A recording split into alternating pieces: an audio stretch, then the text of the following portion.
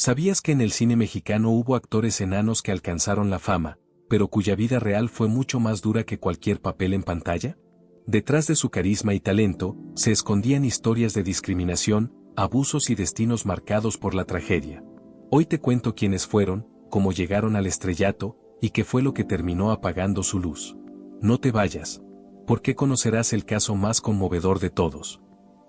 Margarito Esparza, una figura emblemática de la televisión y el espectáculo mexicano, alcanzó la popularidad solo para ver su vida terminar en tragedia, burla y abandono. Nacido el 10 de junio de 1936 en San Ignacio, Sinaloa, Margarito tuvo que enfrentar desde niño un mundo que no estaba hecho para personas como él. Su enanismo no solo le impuso limitaciones físicas, sino que lo convirtió en blanco constante de discriminación y explotación disfrazadas de oportunidades.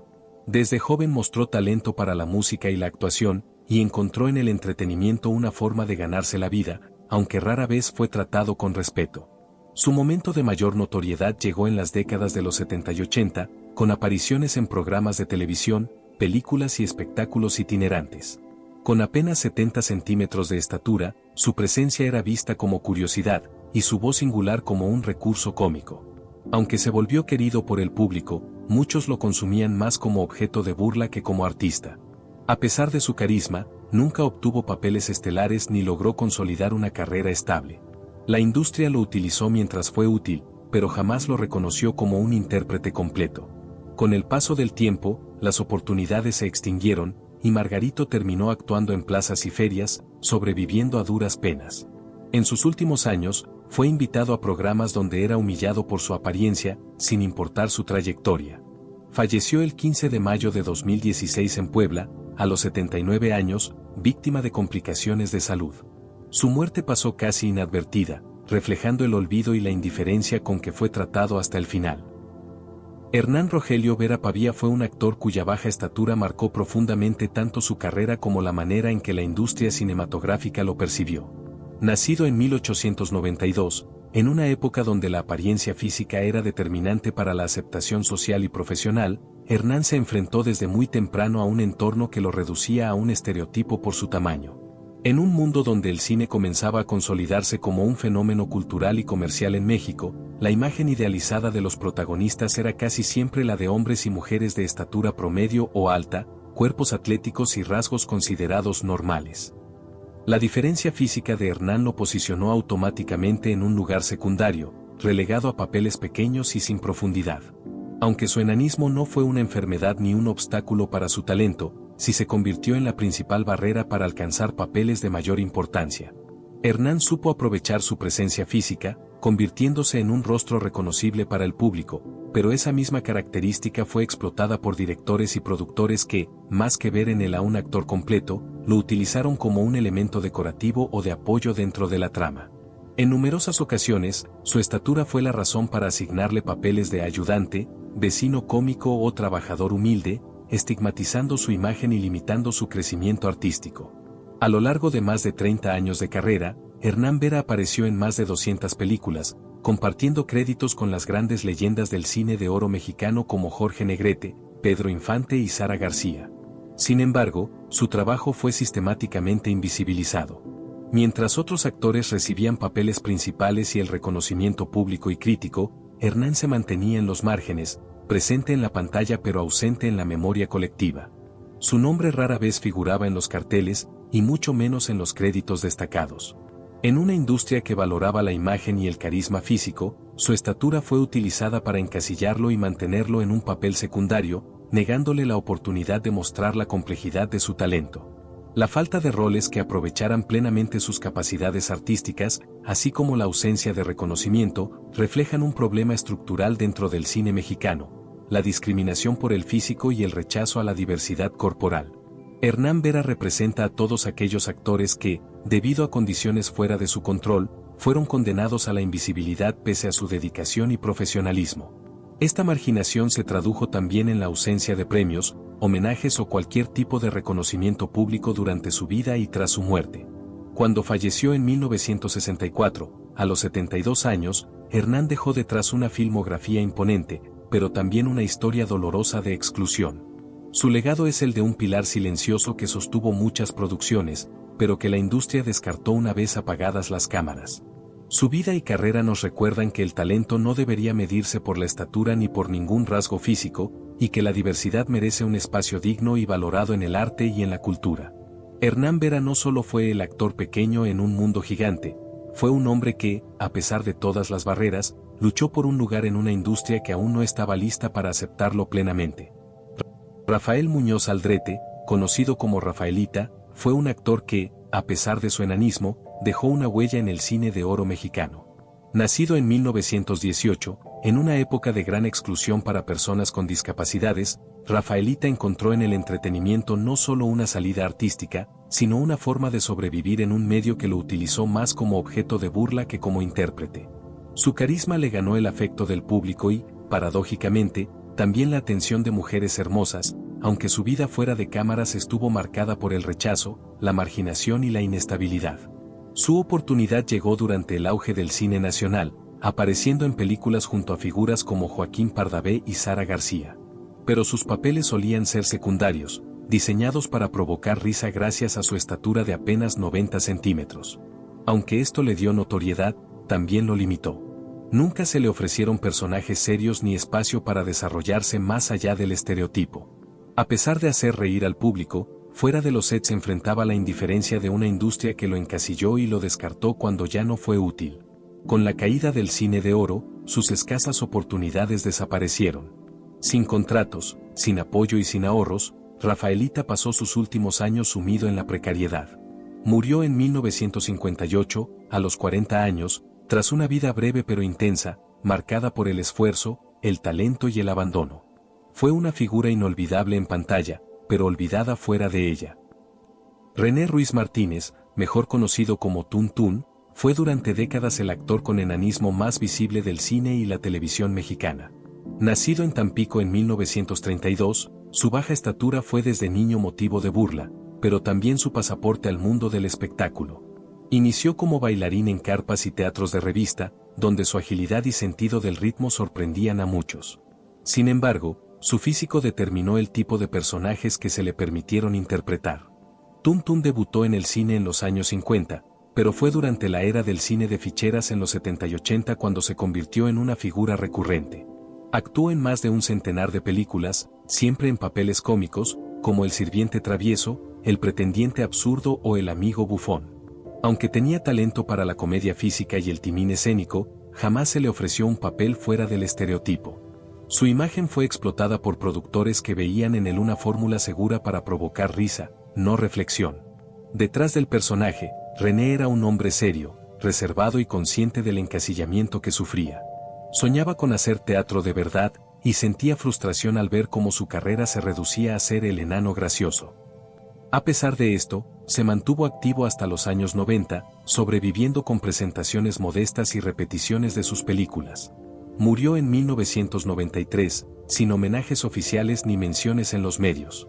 Su caso refleja cómo incluso la fama puede venir cargada de invisibilidad y cómo la industria del entretenimiento rara vez permite a los actores con discapacidad mostrar su verdadera dimensión humana. Delia Magaña fue una actriz y comediante que, pese a su baja estatura, apenas superaba el 1,5 metros, logró destacar en el competitivo mundo del cine de oro mexicano. Nacida en 1903, en una época en la que la imagen lo era todo, Delia tuvo que luchar no solo contra los prejuicios de género, sino también contra una industria que solía relegar a las mujeres de complexión menuda a papeles secundarios o caricaturescos. Su físico se convirtió en una herramienta para la comedia, pero también en una barrera para su crecimiento artístico. Con un talento natural para hacer reír, apareció en decenas de películas junto a grandes figuras como Cantinflas, Pedro Infante y Joaquín Pardavé. Pero a diferencia de ellos, nunca fue vista como una protagonista.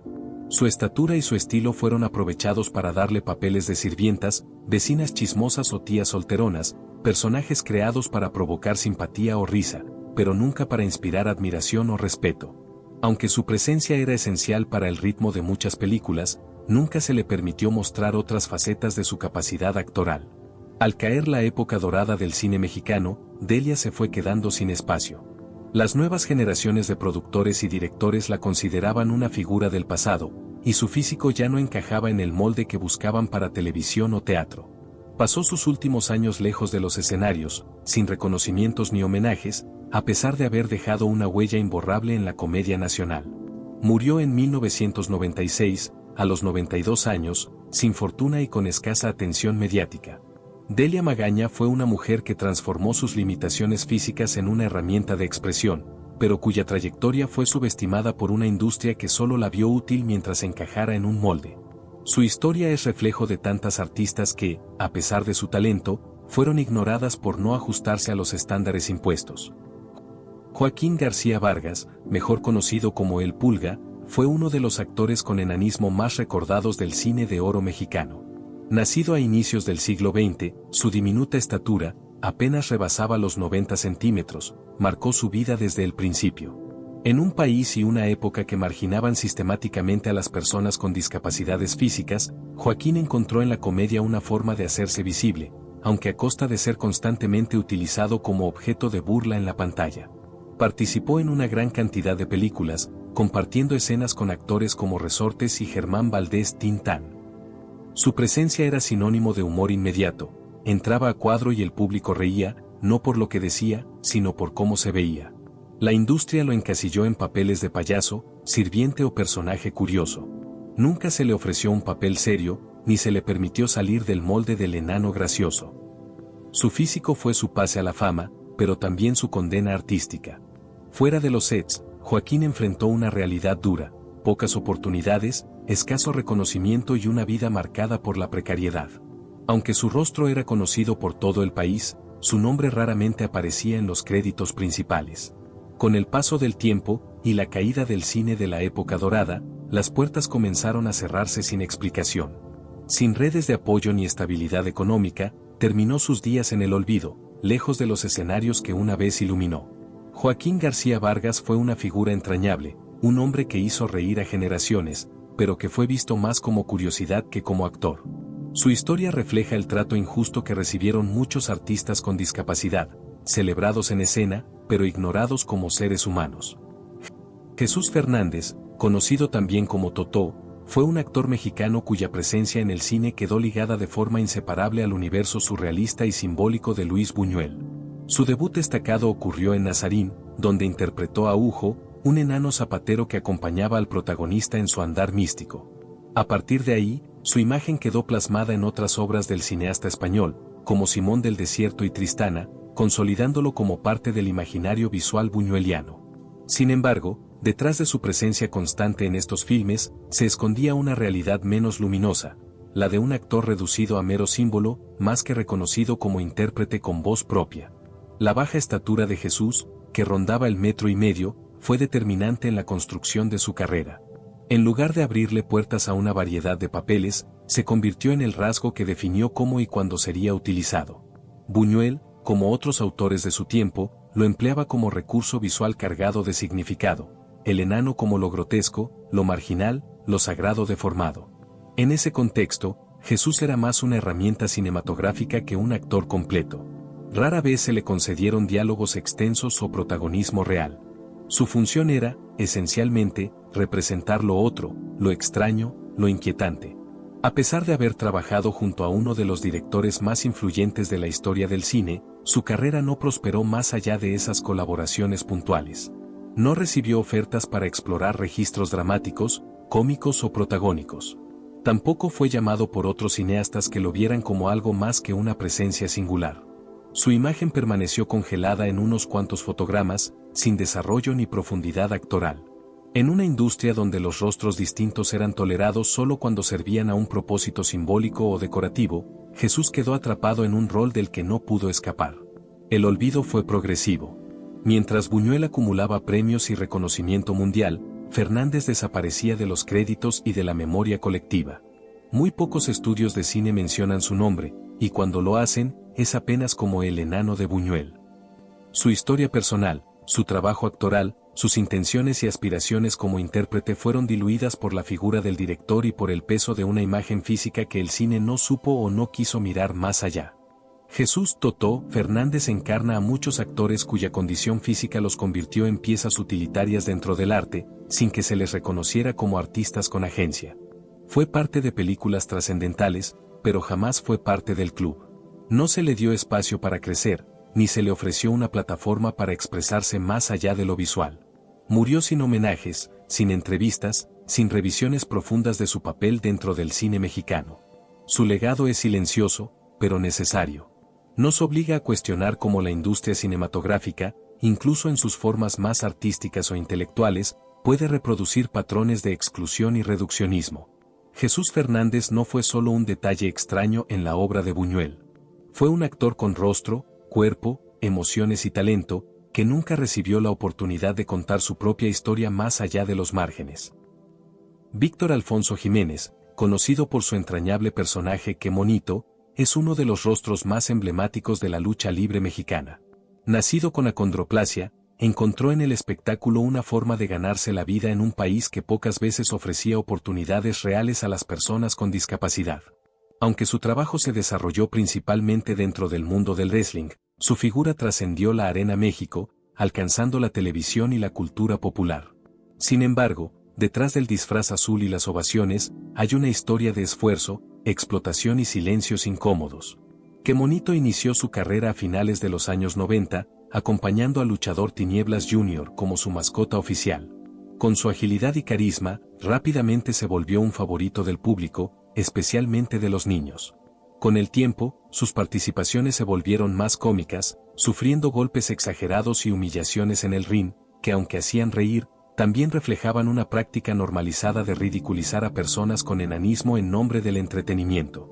Aunque apareció en comerciales, programas de variedades y fue protagonista de infinidad de memes y clips virales, Víctor Alfonso pasó años sin contrato fijo ni seguridad social, dependiendo completamente del Consejo Mundial de Lucha Libre para sobrevivir. A pesar de su popularidad, nunca recibió un reconocimiento formal por su trayectoria ni una oportunidad de mostrar otras facetas artísticas. Sus apariciones fuera del ring fueron escasas y siempre ligadas al mismo personaje.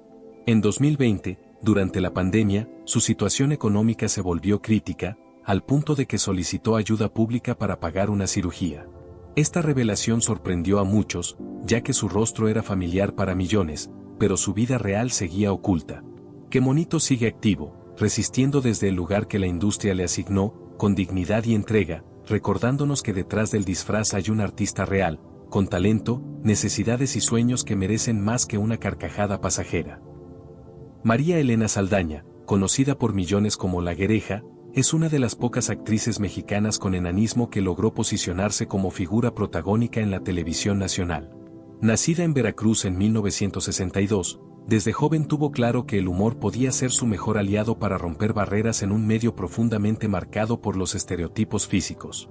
En un país donde la industria del entretenimiento pocas veces abre espacios reales a personas con discapacidades visibles, Saldaña encontró en la comedia una trinchera desde la cual construir una carrera sólida, aunque no exenta de contradicciones y limitaciones impuestas por la percepción del público y los productores.